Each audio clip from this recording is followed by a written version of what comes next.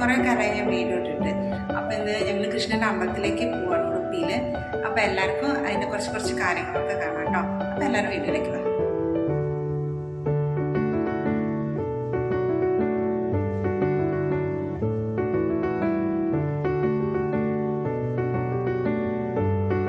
നമ്മൾ വീട്ടിൽ നിന്ന് ഇറങ്ങിയിട്ടോ.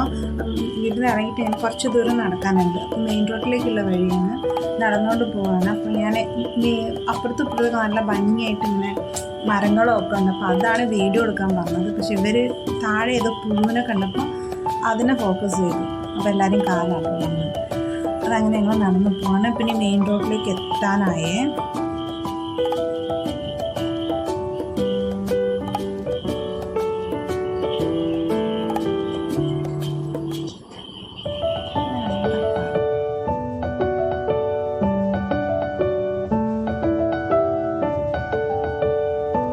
ഇനി ഞാൻ അങ്ങനെ അവിടെ മേലെ ആ ചെടിയുണ്ട് അത് കാണിക്കുമെന്ന് പറയുകയാണ്. പക്ഷെ ഇവർ അതൊന്നും എടുത്തില്ല കേട്ടോ. മെയിൻ റോഡ് എത്താനായി. നേരത്തെ ആയതുകൊണ്ട് തന്നെ ഓട്ടോ കിട്ടാതിരുന്ന് ഇന്ന് സൺഡേ ആണ്, അതുകൊണ്ട് തന്നെ ഓട്ടോ കിട്ടാൻ പണിയാണ്. കുറച്ച് നേരം അവിടെ നിൽക്കേണ്ടതായിരുന്നു. അപ്പോൾ ഒരു ഓട്ടോ കിട്ടി. അപ്പോൾ ഞങ്ങൾ 5 ആൾക്കാരുള്ളത് കൊണ്ട് തന്നെ മഞ്ചേട്ടൻ മുന്നിലിരിക്കുകയാണ് ഓട്ടോയിൽ. അങ്ങനെ അമ്പലത്തിലെത്തിയിട്ടോ. അപ്പോൾ ഇതാണ് എൻട്രൻസ്. ഇതിൽ കൂടി ഇങ്ങോട്ട് സൈഡിലൂടെ പോകാനാണ് ഉള്ളത് കേട്ടോ. മറ്റേത് മണ്ഡപം അങ്ങനെ എന്താണ്, എനിക്കത് കറക്റ്റായിട്ട് അറിയില്ല. അപ്പോൾ ഇതിലിങ്ങനെ പോകണം. കുറച്ച് പോയി കഴിഞ്ഞാൽ അതിൻ്റെ ഉള്ളിലേക്ക് എത്തും. ഇവിടെ ഒരു മണ്ഡപം ഉണ്ട്. അവിടെ ഇരുന്നിട്ട് കുറച്ച് സ്ത്രീകൾ പാട്ട് പാടുന്നുണ്ട്. നല്ല രസമുണ്ട് കേൾക്കാൻ. ഭജൻസാണ് ചെല്ലുന്നത് കൃഷ്ണൻ്റെ. നല്ല രസമാണ് അത് കേട്ടോണ്ട് പോകാൻ. അത് അവിടെ തന്നെ നിൽക്കാൻ തോന്നും കുറച്ച് സമയം നമുക്കിങ്ങനെ.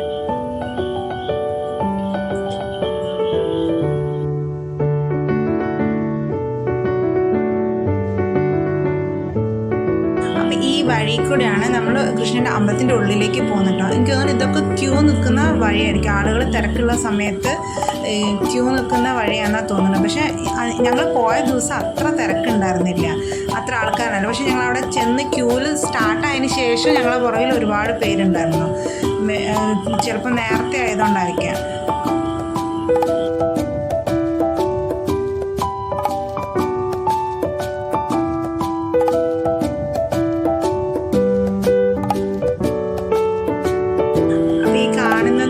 കുളം കേട്ടോ. അത് ഇതിന് ചുറ്റുമുള്ള വഴിയാണ് നമ്മൾ ക്യൂ നിൽക്കുന്നത്. ആളുകൾ അവിടെ കാണാം, ഇങ്ങനെ ചെറുതായിട്ട് കാണാം. ആ വഴി കൂടെയൊക്കെ ക്യൂ നിന്നിട്ടാണ് അമ്പലത്തിൻ്റെ ഉള്ളിലേക്ക് എത്തുന്നത്. നല്ല ഭംഗിയാണ് കാണാൻ. കുറേ നമ്പൂതിരിമാരൊക്കെ നിന്നിട്ട് അവിടെ പ്രാർത്ഥിക്കുന്നൊക്കെ ഉണ്ട്, എന്തൊക്കെയോ പൂജയൊക്കെ ചെയ്യുന്നുണ്ട്.